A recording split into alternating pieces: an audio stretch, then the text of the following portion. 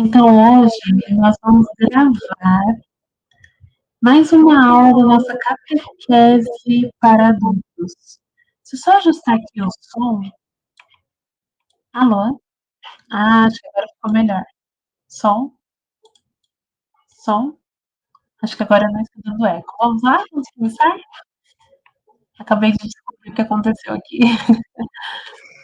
Então, vamos iniciar o nosso encontro de hoje rezando.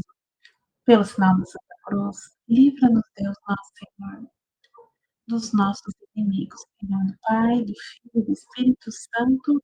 Amém.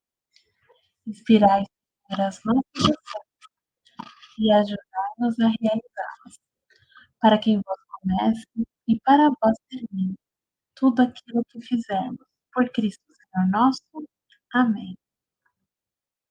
Pai nosso que estais nos céus, santificado seja o vosso nome. Venha a nós o vosso reino. Seja feita a vossa vontade, assim na terra como no céu.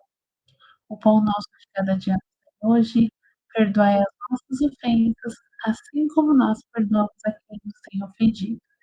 E não nos deixeis cair em tentação, mas livrai-nos do mal. Amém. Vinde Espírito Santo, enchei os corações dos vossos fiéis e acendei neles o fogo do vosso amor. Enviai o vosso Espírito e tudo será criado e renovareis a face da terra. Oremos. Ó Deus, que instruíste os corações dos vossos fiéis com a luz do Espírito Santo, fazei que apreciemos retamente todas as coisas, segundo o mesmo Espírito, e gozemos sempre da sua consolação. Por Cristo Senhor nosso. Amém. Vamos pedir a intercessão de nossa Mãezinha do Céu. Ave Maria, cheia de graça, o Senhor é convosco. Bendita sois vós entre as mulheres, é o fruto do vosso ventre, Jesus. Santa Maria, Mãe de Deus, rogai por nós, pecadores, agora e na hora de nossa morte. Amém. Ó Maria, sem pecado, rogai por nós que recorremos ao Vinde, Espírito Santo, vinde por meio da poderosa intercessão do Imaculado Coração de Maria, vossa Santíssima Esposa.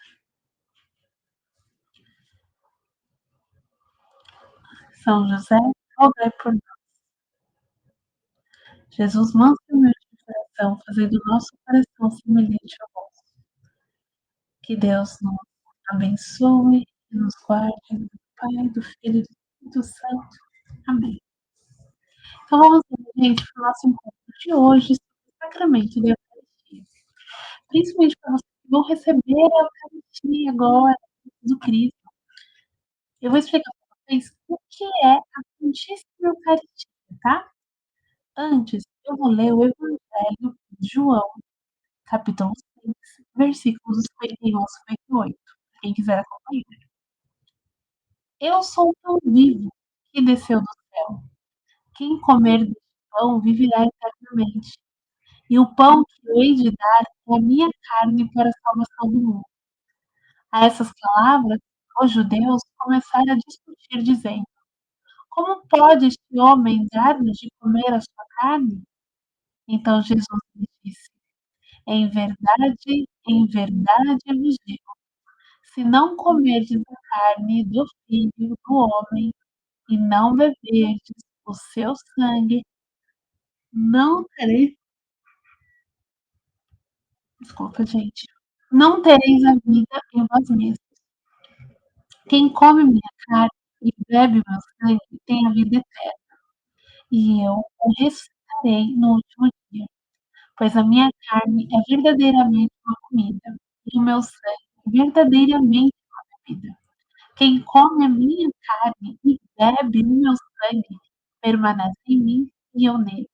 Assim como o Pai me enviou vive e eu vivo nele. E eu vivo pelo Pai. Assim também aquele que comer a minha carne viverá por mim. Este é o pão que desceu do céu, não como o maná que vossos pais comeram e morreram. Quem come deste pão viverá eternamente. Palavras da salvação, glória a vós. Agora um outro trechinho que está no Evangelho de São Marcos, capítulo 14, versículo 22 ao 24. Durante a refeição, Jesus tomou o pão e, depois de o benzer, partiu e deu-lhe, dizendo: Tomai, isto é o meu corpo. Em seguida, tomou o cálice, deu graças e apresentou-lhe. E todos dele beberam. E disse: Isto é o meu sangue, o sangue da aliança, que é derramado por muitos. Palavras da salvação, glória a vós, Senhor. E mais um trechinho do Evangelho de São Lucas. A gente já leu o Evangelho de São João, de São Marcos, e agora, na palavra, o Evangelho de São Lucas. O capítulo 22, versículo 19 ao 20. Tomou em seguida o pão e, depois de ter dado graças, partiu, deu-lhe, dizendo: Isto é o meu corpo que é dado por vós. Fazei isso em memória de mim. Do mesmo modo, tomou também o cálice, depois de cear, dizendo: Este cálice é a nova aliança em meu sangue que é derramado por vós. Palavra da salvação, glória a vós, Senhor.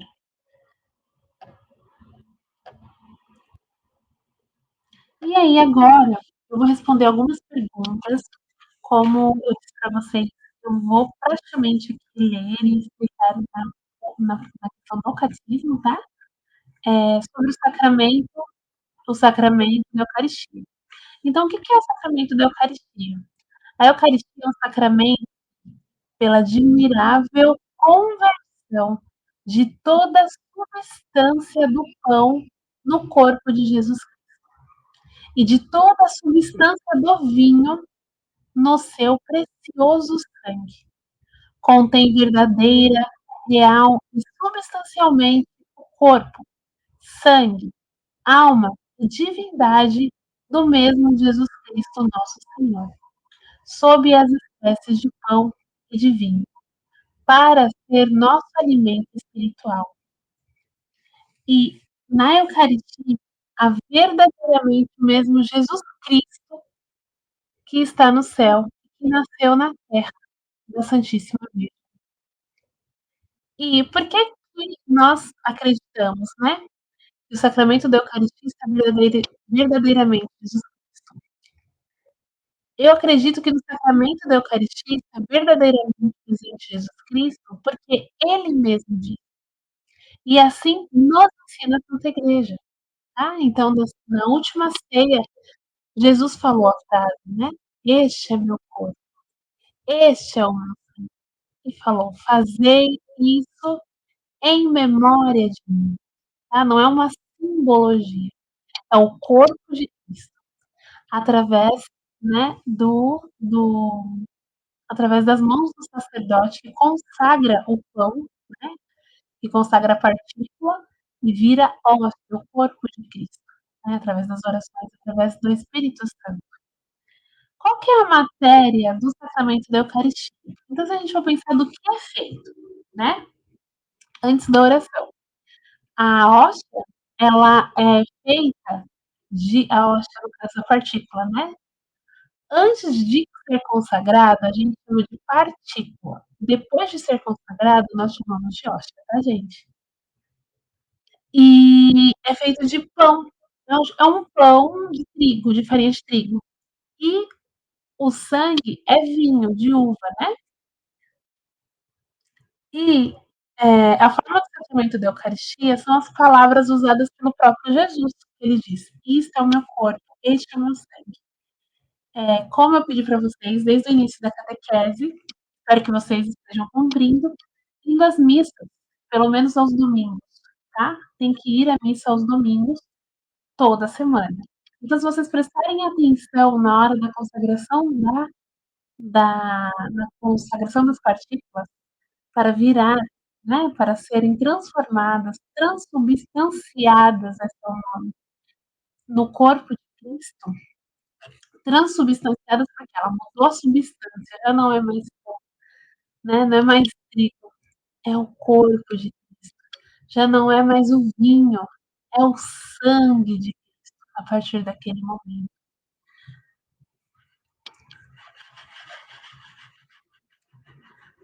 Qual é a forma? Ah, tá. Eu pedi para vocês prestarem atenção no sacra, no, na liturgia. E Jesus fala, o padre fala as mesmas palavras proferidas por Jesus na hora da consagração da Eucaristia. Prestem atenção, tá bom?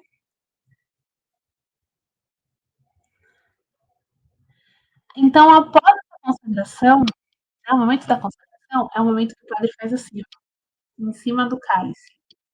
Vocês já viram? Prestar atenção? É o momento que normalmente os coroinhas ou ministros tocam o sino para a gente ajoelhar. É este o momento. Se não tiver ninguém para tocar sino, vocês já sabem, nós ajoelhamos na hora da consagração, que é quando o padre coloca as mãos sobre o cálice. E o que, que está no cálice antes da consagração? Antes da consagração, há vinho com algumas gotas de água. Então, tem uma porcentagem correta, uma porcentagem de vinho, uma porcentagem de água, na verdade, a maior é de água e um pouquinho de vinho, que o padre mistura ali no cálice, tá? Antes da consagração. O que é ali no cálice? Então, a água e vinho. E após a consagração, o que, que há no cálice? Ali, após a consagração, há no cálice o verdadeiro sangue de nosso Senhor Jesus Cristo, sob as espécies de vinho. Quando se fala da conversão do pão no corpo e do vinho no sangue de Jesus, então, como eu falei, a conversão precisamente acontece, que é a transubstanciação do pão no corpo e do vinho no sangue, quando precisamente no ato em que o sacerdote na Santa Missa pronuncia as palavras da consagração. E o que que é a consagração? É a renovação por meio do sacerdote do milagre operado por Jesus Cristo na última ceia. Quando mudou o pão e o vinho no seu corpo, no seu sangue adorável, dizendo: Isto é o meu corpo e este é o meu sangue. Tá? E como é chamada pela igreja a miraculosa conversão do pão, do vinho, no corpo e no sangue de Jesus Cristo. Miraculosa porque é um milagre. Toda a Santa Missa acontece este milagre.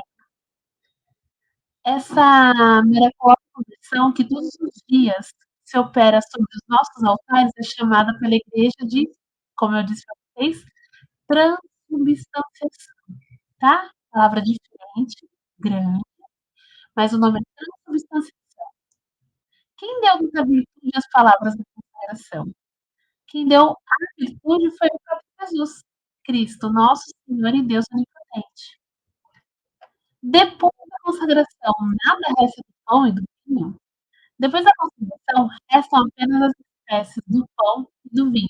Olhando, parece que não aconteceu absolutamente nada, mas aí está o corpo e o sangue de Cristo, tá?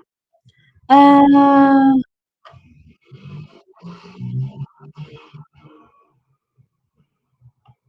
deixa eu, gente, perdi aqui rapidinho.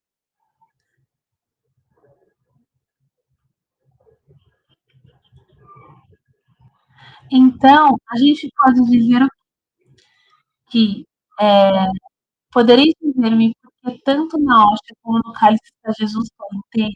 Porque se a gente falar, então a hóstia é o corpo e o vinho é o sangue, então a gente precisa juntar os dois para que seja no corpo inteiro. Só que não é assim. Tanto na hóstia como no cálice está Jesus Cristo todo inteiro, porque ele está na Eucaristia, vivo e imortal como no céu. Por isso, onde está o seu corpo, está também o seu sangue, sua alma e sua divindade. E onde está seu sangue, está também seu corpo, sua alma e sua divindade. Pois tudo isso é inseparável em Jesus Cristo. Então, a prática, normalmente, quando vocês forem receber na primeira Eucaristia, receber na missa do Crisma, em algumas missas, algumas solenidades, você receberá o corpo junto com o sangue, né? A hóstia e o vinho na hora da Eucaristia. Porém, nos demais dias, normalmente, pelo menos é o que é praticado nas paróquias, né, por aqui, nós recebemos apenas a hóstia. Mas isso não quer dizer que nós estamos recebendo o corpo incompleto de Jesus. Jesus está ali inteiro na hóstia consagrada, na, no pão, tá bom? Não precisa do vinho para considerar que estamos recebendo Jesus inteiro. E Jesus, ele está então em todas as hóstias consagradas do mundo? Sim, está presente em todas as hóstias consagradas do mundo. E como é possível isso? Ele está assim, ele pode estar em todas as hóstias consagradas do mundo em virtude da onipotência de Deus. A quem nada é impossível. E quando o padre parte a hóstia? Aqui tem uma pergunta interessante. Será que parte também o corpo de Jesus Cristo? Quando se parte a hóstia, não se parte o corpo de Jesus Cristo, mas partem somente a espécie de pão, porque ele continua sendo inteiro. Tanto é, gente, quando vocês forem receber a Eucaristia, eu vou, eu já vou adiantar aqui rapidinho. Quem for receber a Eucaristia, se você for receber na boca, o coroinho, o acólito, ele coloca como se fosse uma bandejinha assim, embaixo. Para quê? Para aparar possíveis pedaços da hóstia, ou se ela cair, né, na hora que for dado na boca. Se você for em uma paróquia onde se recebe na mão, você vai colocar a sua mão esquerda em cima da sua mão direita, assim, dessa forma, tá? O, o padre vai depositar a hóstia aqui nessa mão, tá? Na mão esquerda. Você vai com a mão direita, essa mão esquerda é como se fosse um pratinho. Você vai pegar a hóstia, vai colocar na boca, vai deixar, vai para o seu lugar, ajoelha, vai deixar a hóstia derreter na boca. A gente não mastiga a hóstia, se come, tá bom? Espera derreter ali no céu da boca e você vai engolindo. Enquanto isso, você vai fazer suas orações, tá bom? A oração de agradecimento, você pode tanto usar orações que já foram escritas, quanto orações espontâneas. Mas é de louvor, de adoração, de agradecimento.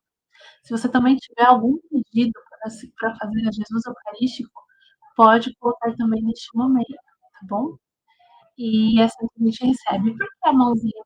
Porque se cair, né, o corpo de Cristo, a gente apara, a gente segura. Vocês sabem que se cair no chão, não se pode, a hóstia consagrada, se cair no chão, a gente não pode jogar no lixo, porque ali está o corpo de Cristo, ali está consagrado. Normalmente, alguém faz a, a comunhão, o ministro, o próprio padre separa e depois faz a comunhão. Aqueles pozinhos, os restinhos que ficam, que caem no cálice, no final o padre mistura com o sangue, né, no vinho, e, e também ele consome. Então, nenhuma parte de Cristo pode ser perdida. Nenhuma parte, né? O corpo de Cristo não pode ser perdido. A gente tem que receber a Eucaristia com muita reverência, com muito amor, com muita adoração e com muita gratidão por poder estar ali, tá bom? E com muito cuidado. Ah, por isso que aqui tem a pergunta: em qual parte nós do corpo de Cristo? Em todas as partes, em todas as mínimas partículas, tá bom? Ah, o padre tem uma hoxa maior, na missa ele quebra. É, tanto numa hoxa grande como na partícula, está sempre o mesmo Senhor Jesus Cristo, tá? Aquela do altar que não faz diferença nenhuma, tá bom? A Santíssima Eucaristia é mantida nas igrejas para ser adorada pelos fiéis e levada aos enfermos quando for necessário. Essa é a resposta por que que nós guardamos. Lá no São José, nós temos um sacrário, em um lugar do lado do altar onde tem um painel, nós chamamos aquele local de capela do Santíssimo. O nosso o, o sacrário não fica no altar, ele fica na capela do Santíssimo. E fica ali dentro se guarda as hóstias, né? As partículas que foram consagradas, ou seja, o corpo de Cristo. O próprio corpo de Cristo está ali. E ali ele fica guardado para quê? Para que possamos adorar. Então, o padre deixa consagrado uma quantidade significativa, né. Então ele deixa o corpo de Cristo ali, guardado. E ali nós podemos fazer, prestar nossa adoração, ajoelhados a Cristo, conversar, né, fazer nosso momento de oração ali na Capela do Santíssimo, ou se na igreja que você frequenta fica no altar, nós podemos fazer nosso momento de oração ali. E também, né, e também ela fica ali consagrada que pode ser levada aos enfermos.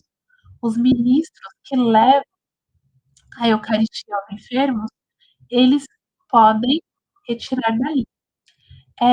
E também por uma ocasião, caso o padre não consiga celebrar e precisa celebrar um ministro no lugar dele, um ministro que não seja sagrado, né, um ministro leigo, que aí seria, aí o nome não é missa, é celebração da palavra, a Eucaristia está ali consagrada para ele poder fazer então essa a comunhão, né, entregar para o povo de Deus, para quem for assistir à missa.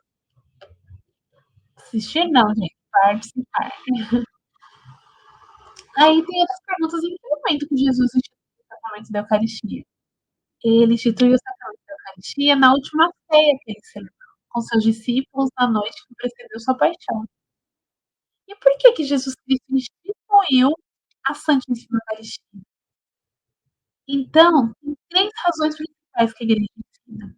Para que seja o sacrifício da nova lei. Então, agora não há mais sacrifícios de animais, tá? Como era na antiga lei do Antigo Testamento. Então, o lugar ao sacrifício da nova lei.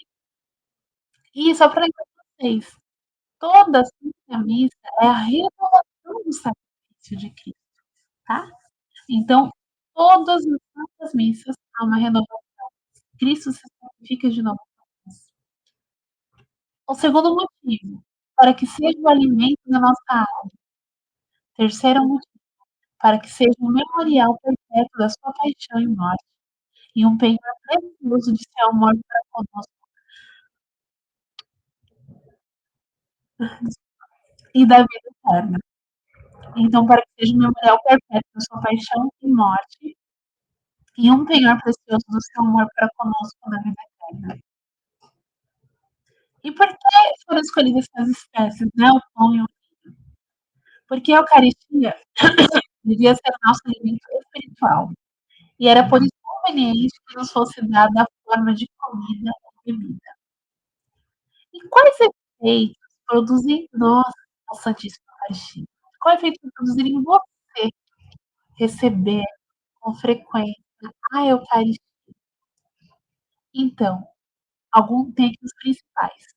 Preserve e aumente a vida da alma, que é a graça como alimento material sustenta e aumenta a vida do corpo, tá? Então, é um alimento para a alma, é um alimento para o nosso corpo, tá?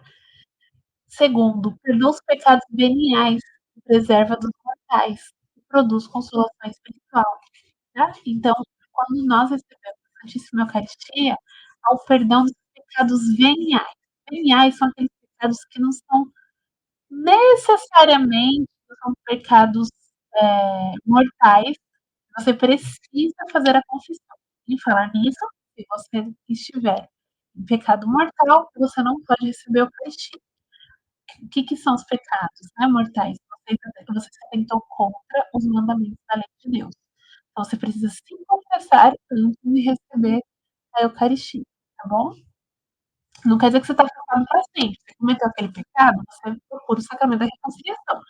Se confesse para poder voltar a comungar, receber o corpo de nosso Senhor Jesus Cristo. Então, o que eu quero ressaltar assim com vocês é que é o corpo de nosso Senhor Jesus Cristo. É Deus que faz presente, tá ali na Eucaristia. Existem, se vocês tiverem curiosidade, existem diversos milagres eucarísticos. Então, atestando que a Eucaristia é sim é o corpo de Jesus Cristo, né, que ele está ali para nós, que é o próprio Deus. Então, a gente seria Seria o melhor momento, os momentos mais importantes da nossa vida, quando a gente recebe o corpo de Cristo. E pensando nisso, eu quero que vocês reflitam o que é estar distante, separado de Deus, do corpo, não poder receber o corpo de Cristo. Então a gente tem que levar a nossa vida o máximo possível, sempre procurar o sacramento da reconciliação, para que a gente nunca se afaste da Eucaristia, que é um bem, tá? É um bem que Deus nos dá. Para aumentar, preservar e aumentar a nossa vida da alma e sustentar e aumentar a nossa vida do corpo. E, através dela, perdoa os nossos pecados veniais e preserva dos mortais. Produz consolação espiritual. E ela ainda tem outros efeitos, tá? Que é enfraquece as nossas paixões, e particularmente amortece em nós o fogo da concupiscência, tá? Então, vocês sabem o que significa concupiscência? Vou até pegar aqui no dicionário direitinho, para eu não errar na explicação. Então, concupiscência é, vou pegar aqui a enciclopédia,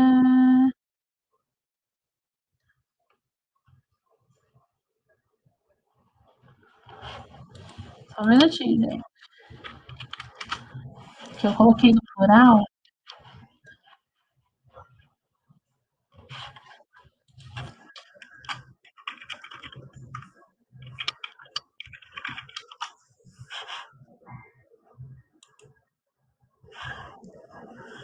A concupiscência, gente, é, no dicionário, um grande desejo de bens ou gozos materiais. O desejo sexual ardente também poderia ser a concupiscência. Então, quando a gente recebe a Eucaristia frequentemente, a gente tem esse bem, né, um efeito, enfraquecer as nossas paixões e particularmente amortece em nós o fogo da concupiscência. Então, desse desejo regrado, desregrado, não ordenado, não bem ordenado aos bens materiais, do desejo não bem ordenado, desregrado a prazeres sexuais ardentes. E em nós também o fervor da caridade para com o próximo, e ajuda-nos a proceder em conformidade com os desígnios de Jesus. Então, olha só, ela aumenta em nós o fervor da caridade para e com o próximo, e nos dá mais desejo de se conformar a Jesus Cristo, tá? Dá-nos também um penhor da glória futura e da ressurreição do nosso corpo. Lindo, né, gente? E o, o sacramento da Eucaristia sempre produz em nós esses efeitos maravilhosos. O sacramento da Eucaristia produz em nós os seus maravilhosos efeitos quando recebemos com as devidas disposições. Então, tem as disposições. Como que a gente deve receber o sacramento para a gente usufruir, né, de todas essas graças? Para fazer uma comunhão bem feita, são necessárias três coisas. Estar em estado de graça. Pensa, eu vou explicar para vocês daqui a pouquinho o sacramento da reconciliação. Então, você precisa estar em estado de graça. Segundo, estar em jejum, né, desde 3 horas da comunhão, por aí. Saber o que se vai receber e aproximar-se da Sagrada Comunhão com devoção, tá? Então, quando a gente vai, a gente tem toda uma preparação. Se vocês forem pensar na Santa Missa, na liturgia, é um ato, né? Vai subindo, como se fosse um monte. E quando é o ato mais alto, é a Eucaristia. Deixa eu ver aqui, caiu a câmera.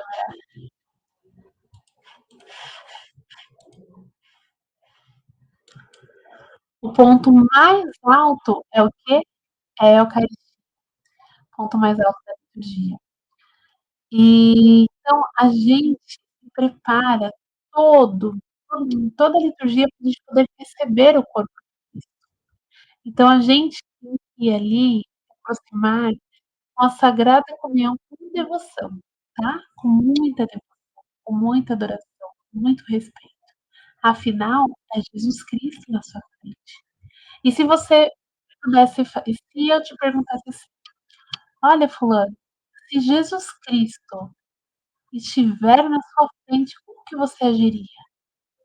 Como seria se Jesus aparecesse na sua frente agora, tá? Ou se alguém te avisasse, olha, Jesus Cristo vai aparecer em tal lugar.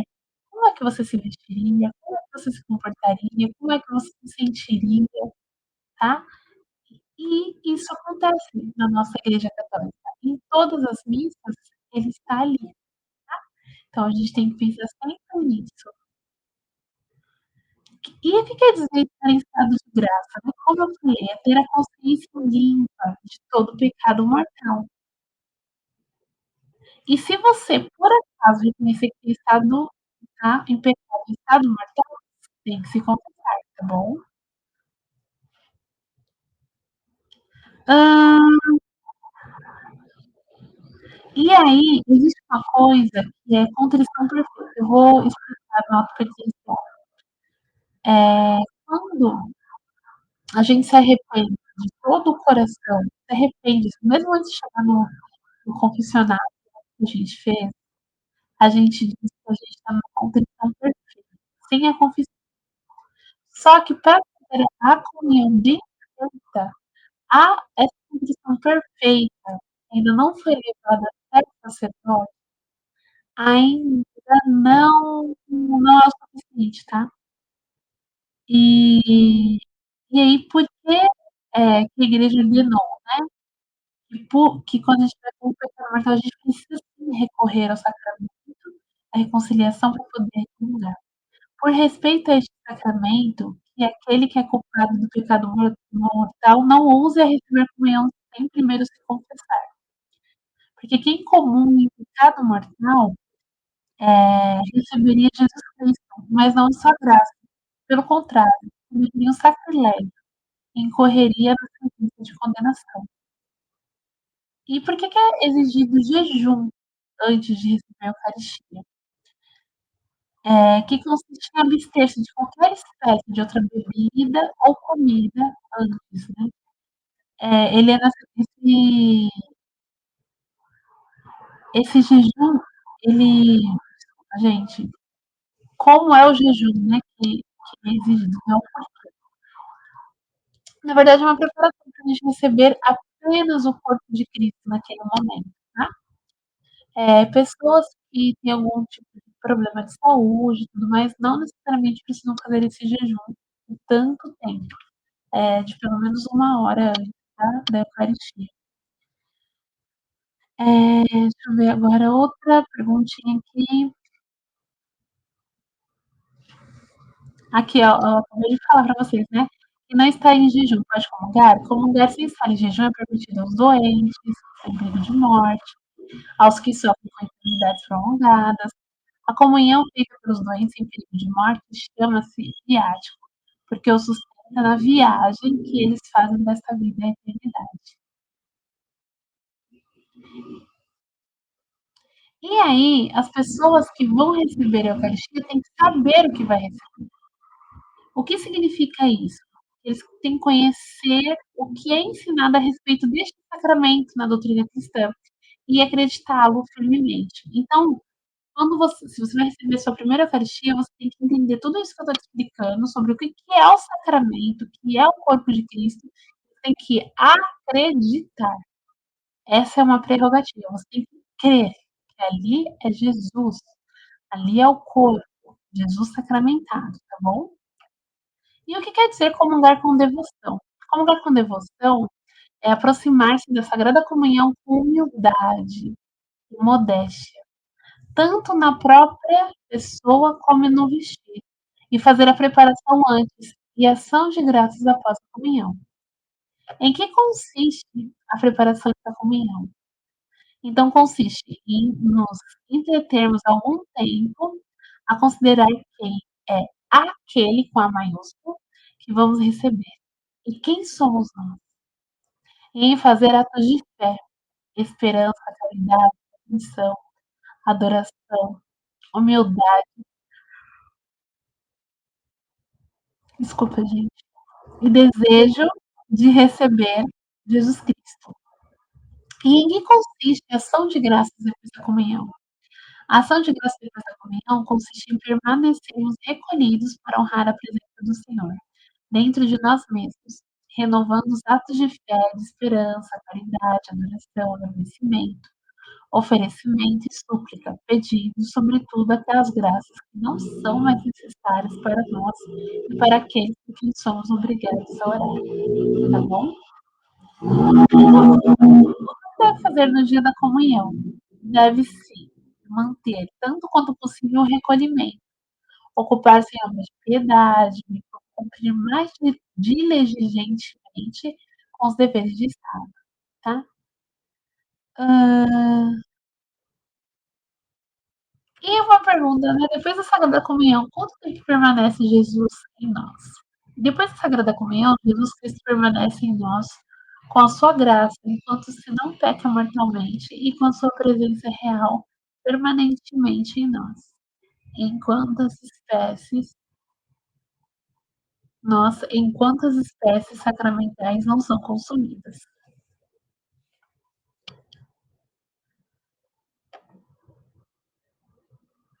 Essa parte eu já expliquei para vocês. Como a gente se apresenta, lembra? Mãozinha. E devemos estar de joelhos, de preferência receber a Eucaristia de joelhos, tá, gente? Mas a gente sabe que nem em todos os lugares as pessoas recebem de joelhos, mas sempre de preferência de joelhos. Com a cabeça moderadamente levantada, os olhos modestos e voltados para a Sagrada Hóstia, com a boca suficientemente aberta e a língua um pouco estendida sobre o lábio inferior. Essa é a maneira que você deveria receber a comunhão, tá bom? A toalha ou a patena da comunhão deve se segurar de maneira que recolha a sagrada partícula caso ela viesse a cair. Lembra que eu falei? O nome daquele pratinho se chama patena, que fica ali para embaixo, né? Que o coroinha alcoólico segura. E quando que você deve engolir a Sagrada Hóstia? Devemos procurar engolir a Sagrada Hóstia o mais depressa possível. E convém abster-nos de cuspir com o tempo. Se a Sagrada Hóstia, essa aqui é uma boa pergunta. Se a Sagrada Hóstia se colar no céu da boca, o que deve fazer? Se a Sagrada Hóstia se colar no céu da boca, é preciso despegá-la com a língua, mas nunca com os dedos, tá bom? E aí, sobre os preceitos da comunhão. Quando que você tem a obrigação de comungar, né? Os preceitos é pelo menos na Páscoa da ressurreição. Cada um em sua paróquia e também em perigo de morte é obrigado a comungar. Então, todas as pessoas, todos os católicos devem comungar pelo menos na ocasião da Páscoa e em perigo de morte. Agora, eu vou falar uma coisa para vocês. Esse, esse catecismo é bem antigo. E a gente tinha um país mais rural. Nós, aqui em São Paulo, nós vivemos numa área urbana. Aqui nós temos diversas paróquias. Então, como a gente tem missa, a gente tem igreja, a gente tem missa todos os domingos. Domingo é o dia do Senhor, nós devemos ir todos os domingos à missa e todos os domingos comungar, tá bom? Todos os domingos da semana.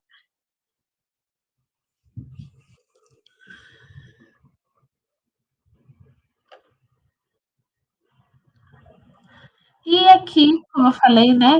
A pergunta é bom ou útil comungar com frequência? Aí a resposta aqui é coisa ótima comungar frequentemente, desde que se faça com as disposições devidas. Então, se você frequenta uma missa diária, posso comungar todos os dias? Pode comungar todos os dias. É muito útil esse alimento para sua alma. E com que frequência você deve comungar? Qualquer um pode comungar, contanto